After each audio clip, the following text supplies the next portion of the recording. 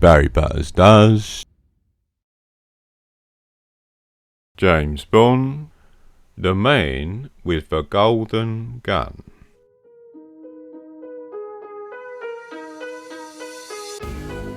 It's not generally considered to be a great Bond film, this one. Really? So at the time it didn't do so well at the box office, and it was also panned by a lot of critics. But I bloody well love this film. Don't look at me like that, I'm serious. There's plenty to explore and talk about this time. So let's make like J.W. Pepper and dive straight in.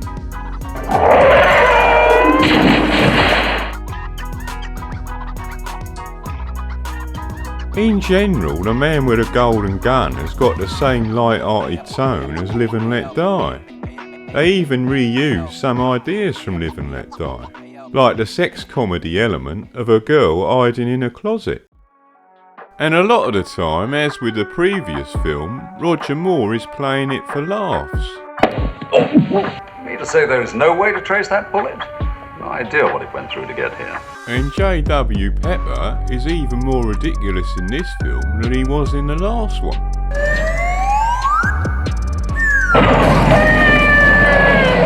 The Man with a Golden Gun also borrows a comical scene idea from Diamonds Are Forever by having a glamorous girl doing something stupid while dressed in a bikini.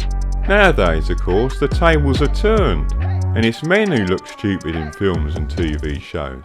Why must I fail in every attempt at masonry? How's your father's project coming along? I think he's almost done.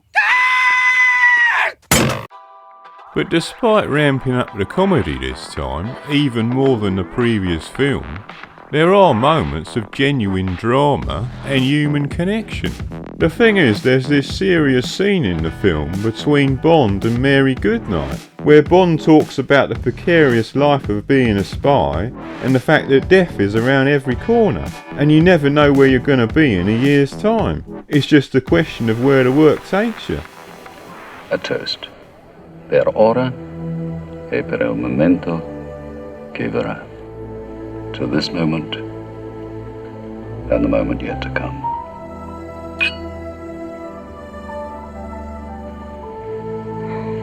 In our profession, I'm afraid you never can count on that moment to come. It's not the sort of thing that people associate with Roger Moore, but it does showcase the fact that Moore has got a broader acting range than most people give him credit for.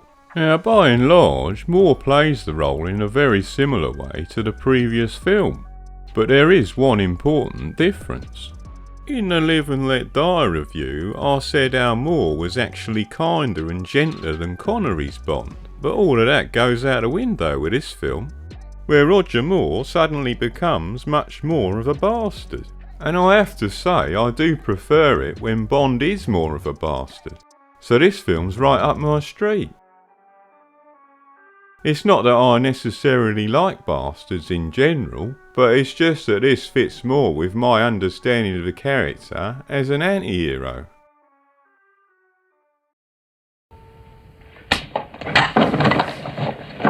Oh, you're hurting my arm. I'll break it unless you tell me where those bullets go. No, I can't. Try.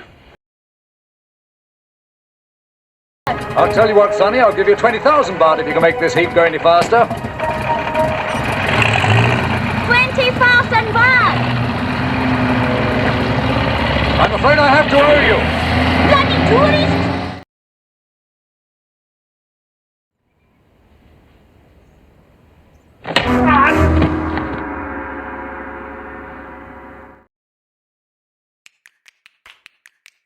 This film's also got an higher number of wardrobe changes than we've ever seen before. And he got a tuxedo this time, a white one. And again, instead of smoking cigarettes like Connery, Roger Moore is smoking cigars. But overall, the iconography ain't that different, because you got the old trusty Walter PPK again, and you got lots of lovely girls again. First of all, you got the belly dancer. I've lost my Not from where I'm standing.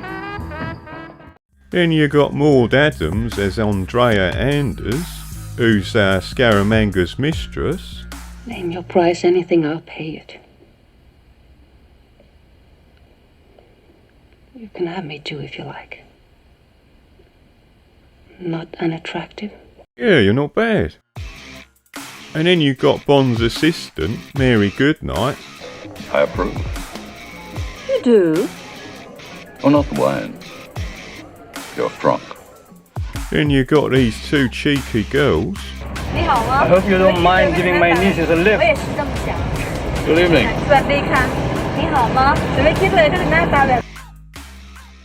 And you got this girl in the Bottoms Up nightclub. Soda or ginger ale? Ginger ale. This looks like my kind of place. And then you got this girl called Chew Me. How's the water? Why don't you come in and find out? Sounds very tempting, Miss, Chew me. really? So we got quite a lot of variety this time. Something for everyone, really. And we got a great acting talent playing the villain this time. The magnificent Christopher Lee. Smashing. Absolutely smashing. Funnily enough, Christopher Lee already had a connection to Bond, because Ian Fleming was his cousin through marriage, and they used to play golf together. His cousin was Ian Fleming. Ian and I really, I suppose, knew each other best on the golf course because we were both members of Royal St George's at Sandwich for many, many years. The last time I played with him was not very long before he died. He used to stalk round the course with his cigarette holder. And with one exception, we got the same list of supporting characters. The first thing to say is that they give M a lot of screen time in this film. So you got the opening debriefing scene, and then you got two scenes on board a shipwreck, where M's got a temporary office. And then at the end, you got another scene with James Bond and M on the telephone.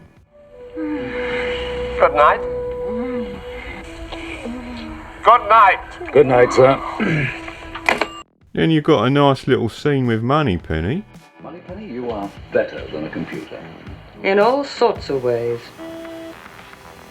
But you never take advantage of them. Miss Moneypenny. Yes, sir. Oh, just one moment, darling. Yes, James. Why wasn't Scaramanga confirmed as the killer? Because they couldn't find the bullet. Darling. And Q is back in this film, after his absence from Live and Let Die. So this is the first scene with Roger Moore and Q.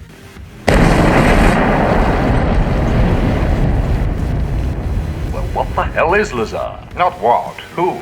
Portuguese, lives in Macau. Chap who made the bullet, 007. And there's no Felix Leiter in this one. Instead you got this bloke called Lieutenant Ip, and he's Bond's contact in Hong Kong and Bangkok. Don't tell me you saw him. He even invited me to dinner. He must have found me quite titillating. And we also got the return of J.W. Pepper. I've been deputized, right?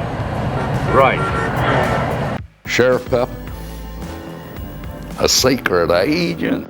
Then you got the Bond girl, got Britt Ekland this time, and she's very nice.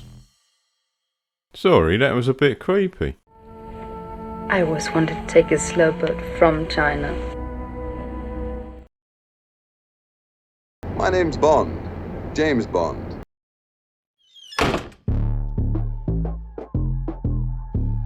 In terms of your set pieces, you got your fist fights.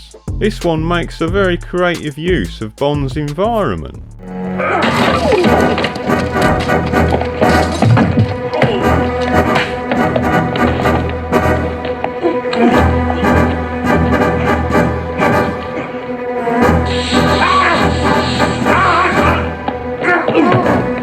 Then you got your gunfights. It's dueling pistols this time.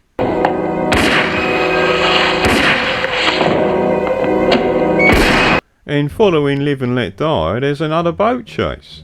Although this one is not quite as good. and it don't go on for that long.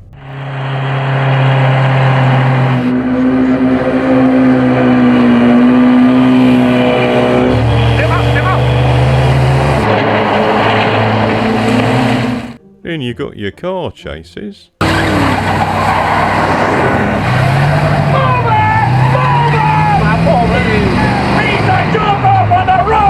And you got your sex scenes. And this time we got a spare one in the closet.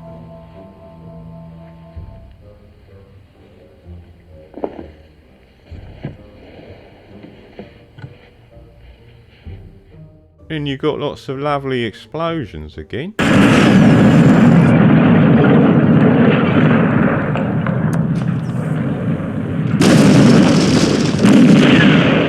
And they really go to town on the stunts this time. You're not thinking that. I sure am, boy. Ever heard of Evel Knievel?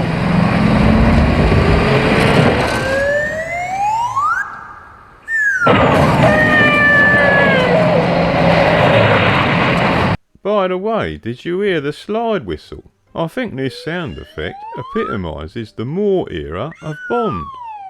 After all, it's hard to imagine this sound effect appearing in a Sean Connery film. And it's even harder to imagine it appearing in a modern Bond film. Okay.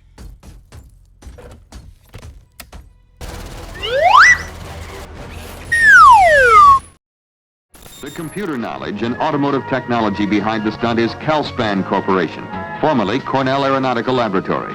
Calspan is known worldwide for its pioneering work in the fundamentals of automotive stability, handling characteristics, crash injury research, and safety testing methods.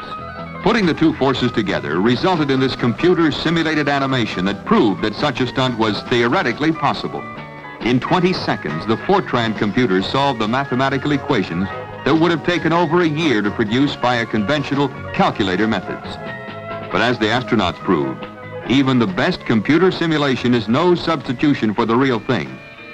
So on a snowy December day, a real car, traveling over real ramps with a real driver, made the run.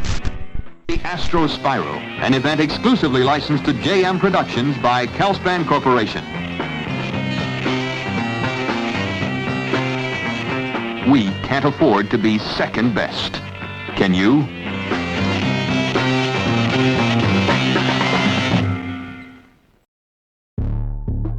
This film also continues the Bond tradition of borrowing ideas from other movies.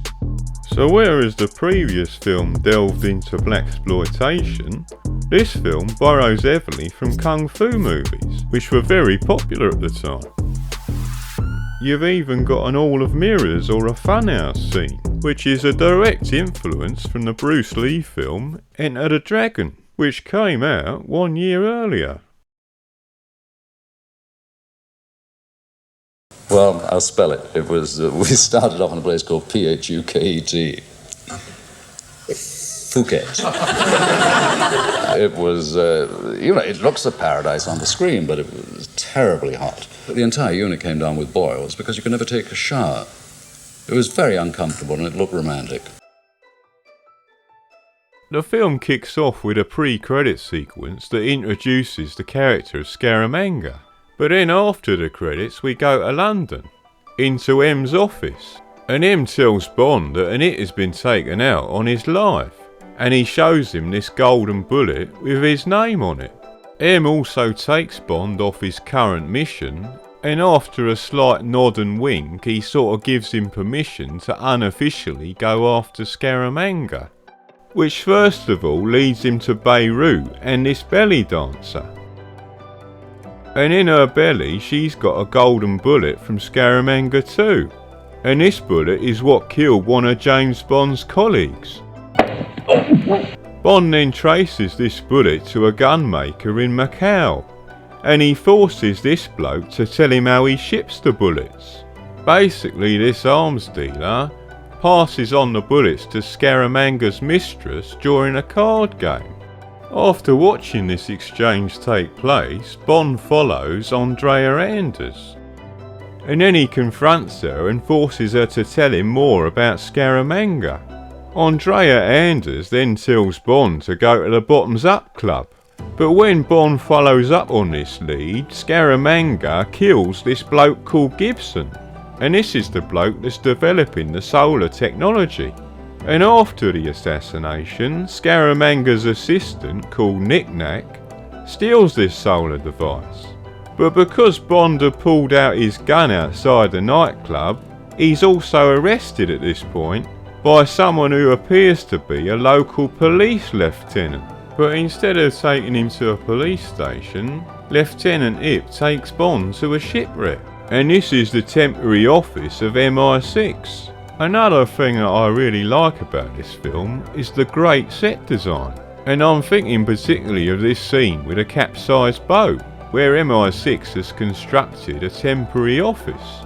It's got all these weird angles that makes you feel like you're watching a German expressionist film from the 1920s.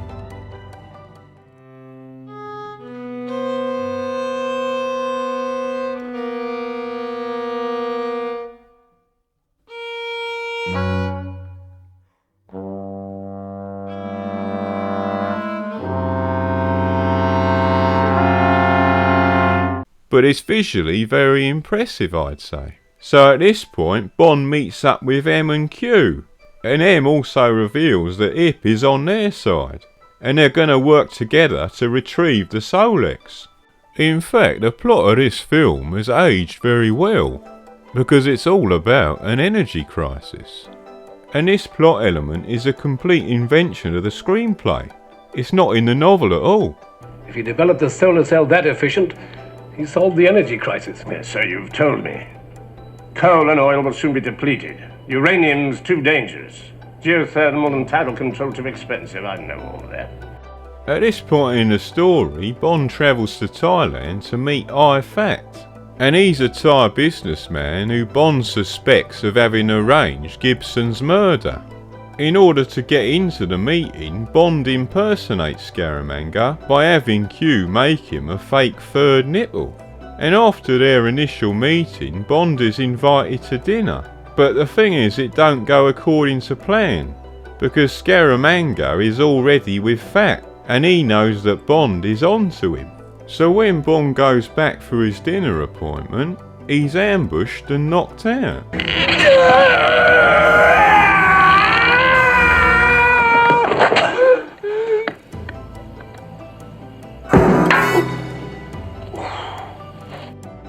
And he's taken to this martial arts school, and then he's challenged to a fight to the death. So he's got all these martial arts blokes who are trying to kill him. But then with the help of Ip and his nieces, Bond manages to escape.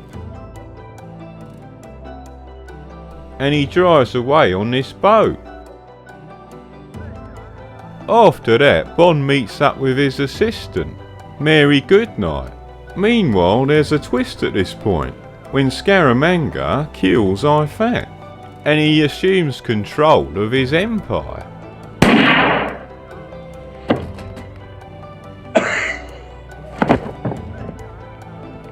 What happened? Mr. Fatt has just resigned. I'm the new chairman of the board. But then, not long after these events, Scaramanga's mistress tells Bond that it was her who sent the bullet to London. And she explains that she wants Bond to kill Scaramanga. She also promises to give him the Solex after they spend the night together. But then after they meet up at a Thai boxing match the next day, Bond finds that Andrea Anders has been killed. She was shot through the heart. At this point, Scaramanga turns up, and the hero and villain come face to face. But while they're having a bit of a chinwag, Bond manages to pass the Solex on to Ip, and then he passes it on to Goodnight. But then when she's trying to put an homing device on Scaramanga's car, Scaramanga himself shoves her in the boot. Goodnight then tells Bond that she's been trapped in Scaramanga's car. At this point, Bond steals a car from a showroom, and coincidentally J.W. Pepper's in the passenger seat, and Bond chases after Scaramanga. But this chase sequence comes to an end when Scaramanga's car transforms into a plane. But the thing is, Bond is still able to use the homing beacon that was planted by Goodnight. So then, after having a meeting with M again, Bond takes a seaplane and he flies to Scaramanga's island. When Bond pulls up on the beach, he's greeted by Scaramanga, who welcomes Bond to his island and shows him around. He shows him the solar facility that he got from IFAT, and he reveals to Bond that he intends to sell the technology to the highest bidder. But then when they're having lunch together, Scaramanga challenges Bond to a duel. But during the duel, Bond manages to get the better of Scaramanga and he kills him by pretending to be a mannequin.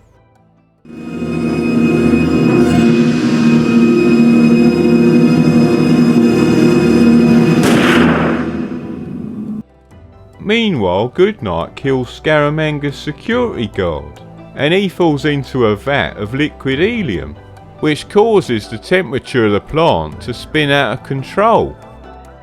But Bond manages to retrieve the Solex before the whole thing goes up in smoke. And then Bond and Goodnight escape on Scaramanga's ship, so in the end Bond foils Scaramanga's plans. It ends in the same way as a lot of James Bond films, with an exploding enemy base and Bond escaping with a girl. This is something we've been used to since Dr. No, but I have to say it's all done very well. And there are quite a lot of nice little touches this time around that keeps things fresh. They call me up on the phone and they say, "We'd like to see you and talk to you about a Bond movie." Well, I don't accept a job that puts me down, where I will look like, I wouldn't do a Christmas commercial where I will be a little elf. I wouldn't do that. So I studied painting until I was 21. Then I went to the US, where I had a scholarship to study painting, and then I became an actor.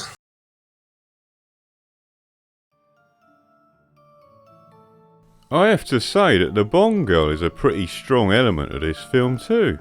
Now the main Bond girl is Britt Ekland, and she plays Mary Goodnight. And Mary Goodnight is a character in the novel too. And the film's got quite a nice treatment of this character. I guess you could say it's a bit two-dimensional again, but Britt Ekland also plays it for laughs. You got quite a funny scene with Britt Ekland and Maud Adams, because playing Mary Goodnight, Britt Ekland has a scene where she's hiding under the sheets. And then she has to hide in the closet. And so again they introduce a kind of sex comedy or sex farce element into a Bond film. But it does work quite well and it is quite funny. Because it's quite funny having this very glamorous girl sort of playing against type.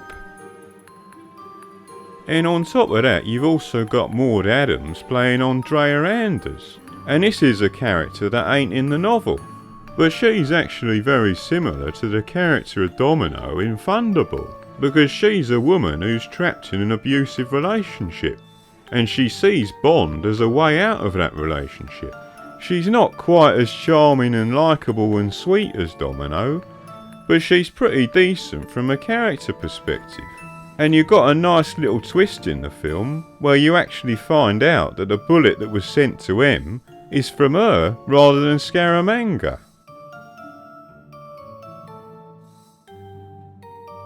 Now I won't say much about the Bond girl in the novel this time, because Mary Goodnight is one of the weakest female characters in the Fleming novels. In the previous novels she was basically a two-dimensional background character, but in this novel she comes to the foreground. But the problem is she's still two-dimensional, and this is a bit unusual in a Fleming novel where the female characters tend to be quite fleshed out.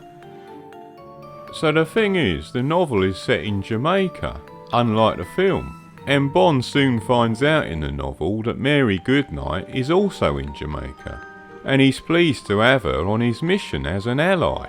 So Bond's on a telephone and he goes, "Could I speak to Commander Ross? This is a friend from London." The girl's voice became suddenly alert. "I'm afraid Commander Ross is away from Jamaica. Is there anything I can do?" There was a pause. "What name did you say?" "I didn't say any name. But in fact it's..." The voice broke in excitedly. "Don't tell me. It's James." Bond laughed. "Well, I'm damned. It's Goodnight. What the hell are you doing here?" And not long after that, a romance develops between them in the same chapter. So it goes, "A naked arm smelling of Chanel No. 5, snaked round his neck and warm lips kissed the corner of his mouth. As he reached up to hold the arm where it was, a breathless voice said, 'Oh James, I'm sorry, I just had to. It's so wonderful to have you back.'" Bond put his hand under the soft chin and lifted her mouth and kissed her full on the half-open lips. And then later on in the novel, Bond even starts fantasising about Mary Goodnight when she's not around. So have a look at this. She would now be having her siesta in some villa on the outskirts of Kingston. It would probably be high up in the Blue Mountains for the coolness. Because of the heat, she would have nothing on, and one could see only an ivory and gold shape through the fabric of the net. But one would know that there were small beads of sweat on her upper lip and between her breasts, and the fringes of the golden hair would be damp. Blimey. Bond took off his clothes and lifted up the corner of the mosquito net, not wanting to wake her until he had fitted himself against her thighs. But she turned in half sleep towards him and held out her arms. And then at the end of the novel, after the completion of his mission, Bond is recovering and Mary Goodnight pays him a visit. Mary Goodnight came through the door. Despite the Jamaican heat, she was looking fresh as a rose. But then after Bond starts to have warm feelings towards Mary Goodnight, he finally realises he's not the romantic type. He's not a one-woman type of bloke. So the novel ends with this thought. At the same time, he knew deep down that love for Mary Goodnight, or from any other woman, was not enough for him. Yeah, so there you go. Bond realises he's not a one-woman type of bloke. In the film, of course, you've also got the two Thai girls. And they're not in the novel, of course. And they're really good in their action roles, because they were real martial artists. So in summary, I would say the Bond girl is quite varied and fun this time around. And it's much better and more interesting than the novel. But of course, this ain't the first time we've had a tough female character. Isn't it customary to grant the condemned man his last request? You've asked for this.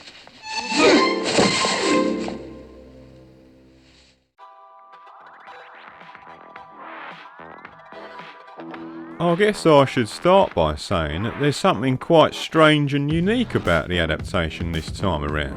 Because the thing is, the novel weren't actually finished at the time of Fleming's death, and it actually came out after he died. So The Man with a Golden Gun is one of the weakest and most uneven Bond novels, for the simple reason that Fleming didn't have chance to finish it. But the thing is, the film works very well despite the limitations of the novel, and this is mainly because it's so different. So the previous novel was actually You Only Live Twice.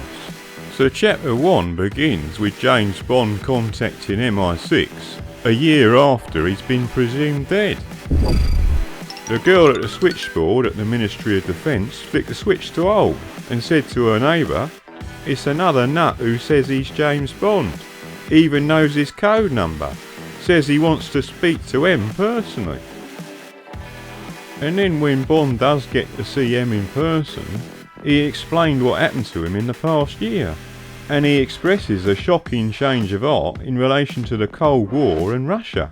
And things get a bit crazy at this point, because Bond has actually been brainwashed by the Soviets and he attempts to kill M. So have a look at this. James Bond had become tense. There was a whiteness round his lips, The blue-grey eyes still stared blankly, almost unseeingly at M. The words rang out harshly, as if forced out of him by some inner compulsion. "It would be a start if the warmongers could be eliminated, sir. This is for number 1 on the list." The hand, snub-nosed with black metal, flashed out of the pocket, but even as the poison hissed down the barrel of the bulb-butted pistol, the great sheet of armour plate glass hurtled down from the baffled slit in the ceiling, and with a last sigh of hydraulics braked to the floor. The jet of viscous brown fluid splashed harmlessly into the centre, and trickled slowly down, distorting M's face and the arm he had automatically thrown up for additional protection. After these shocking events, M has Bond deprogrammed, and then once he's recovered, M sends him on a mission to prove his worth and loyalty. He sends him to Jamaica to kill this bloke called Francisco Scaramanga, and he's a Cuban assassin who's believed to have killed lots of British Secret Service agents. So in chapter 3 of the novel, M reads this secret dossier on Scaramanga, and the file's called Francisco Paco Pistol Scaramanga, and underneath in lowercase type, freelance assassin mainly under KGB control through DSS, Havana, Cuba, but often as an independent operator for other organisations in the Caribbean and Central American states, has caused widespread damage particularly to the SS, but also to CIA and other friendly services, by murder and scientific maiming since 1959, the year when Castro came to power. The same dossier also reveals that Scaramanga worked for the Spangled Mob, which are the gangsters from Diamonds Are Forever. So it says he graduated as a full-time gunman for the Spangled Mob in Nevada, with the cover of Pit-Boy in a casino of the Tiara Hotel. But further into the report there are some even more shocking details, because the file on Scaramanga also speculates that his fascination with guns is a kind of sexual fetish, and that he's possibly an homosexual. So the report goes, it is a Freudian thesis, with which I am inclined to agree, that the pistol, whether in the hands of an amateur or a professional gunman, has significance for the owner as a symbol of virility, an extension of the male organ, and that excessive interest in guns, for example gun collections and gun clubs, is a form of fetishism. The partiality of Scaramanga for a particularly showy variation of weapon, and his use of silver and gold bullets, clearly point, I think, to his being a slave to this fetish, and if I am right, I have doubts about his alleged sexual prowess, for the lack of which his gun fetish would be either a substitute or a compensation. So the report ends with this conclusion: the subject, Scaramanga, is, in my opinion, a paranoiac in subconscious revolt against the father figure, i.e. the figure of authority, and a sexual fetishist with possible homosexual tendencies. And not surprisingly, none of this is in the film. Yet despite all that, the film does have a fair amount of what university professors like to call phallic symbolism, which is just a fancy way of saying an object that looks like a penis. I mean, have a look at this scene. So the film does kind of retain the idea from the novel of Scaramanga being a bit weird and kinky, and it also does link his interest in guns with a type of sexual fetish. Although, unlike the novel, there's no suggestion of him being homosexual. And how about this for a bit of phallic symbolism? Oh dear, I think he got some symbolism on his face. But the film does retain one element of the backstory, and that concerns an episode of Scaramanga in the circus when he was a young man. So here you go, have a look at this. This elephant by the name of Max was a male, and it is a peculiarity of the male elephant, I have learnt with much interest and verified with eminent zoologists, that at intervals during the year they go on eat sexually. During these periods, a mucus deposit forms behind the animal's ears, and this needs to be scraped off, since otherwise it causes the elephant intense irritation. Max developed this symptom during a visit to the circus to Trieste, but through an oversight the condition was not noticed and given the necessary treatment. The novel then goes on to explain that the elephant runs amok and is then shot to death by policemen. And this is revealed as a very traumatic event in Scaramanga's childhood. So after the elephant is killed by the police, this happens. The young Scaramanga, who according to the press had a deep devotion for his charger, drew one of his pistols and shot the policeman through the heart, and fled off into the crowd of bystanders. Then in the next paragraph the report has this to say: "Now I see in this dreadful experience a possible reason for the transformation of Scaramanga into the most vicious gunman of recent years. In him was, I believe, born on that day, a cold-blooded desire to avenge himself on all humanity." So as I was saying, this backstory is something they decided to include in the film, which is actually rather surprising given how strange it is. But I do actually quite like it because it gives Scaramanga a very unique personality. My only real friend was a magnificent African bull elephant. One day his handler mistreated him and he went berserk. The man emptied the gun to his eye. I emptied my stage pistol into his. You see, Mr. Bond, I always thought I liked animals. And I discovered that I liked killing people even more.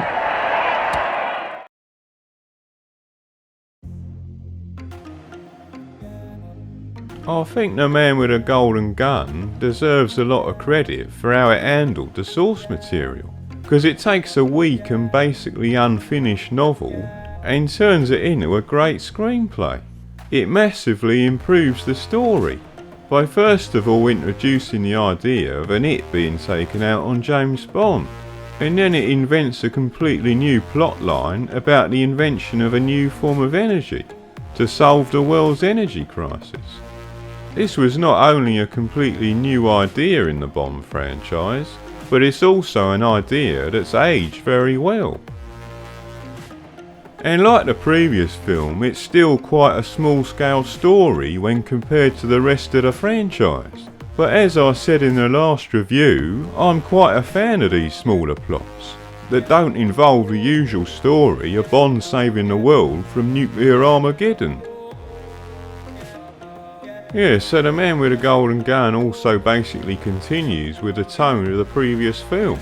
It's very light-hearted, but it's also more action-packed and even more silly in places. But the thing is, it does also contain moments of seriousness, so I feel like the light-hearted elements of the film are quite nicely balanced.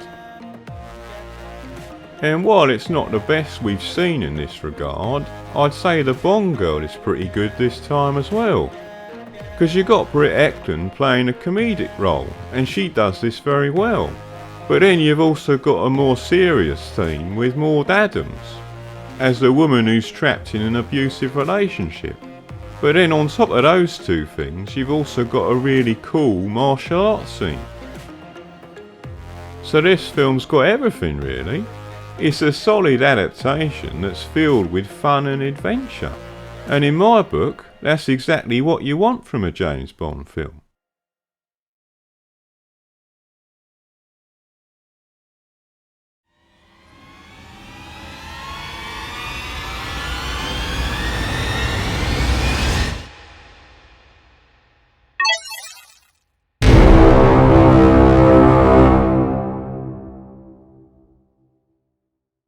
Yeah, so there you have it. 8 out of 10. This film I suppose is a personal favourite of mine, and I do understand that most people don't rank it so highly. But there you go, I think I've explained my reasons why. Yeah, so that's 9 down and 16 to go.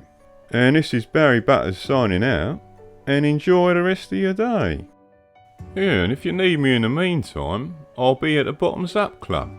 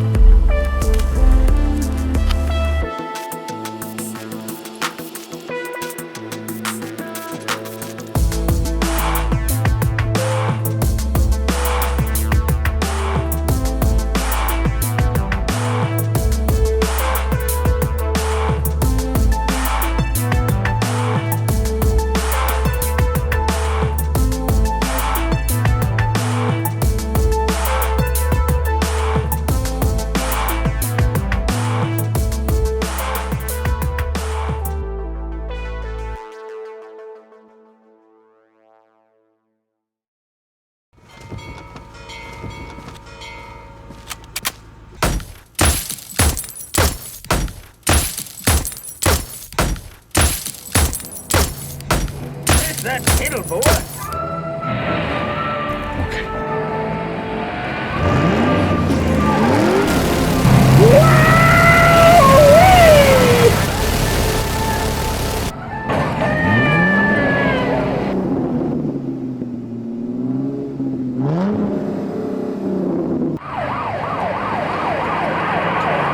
I've never done that before.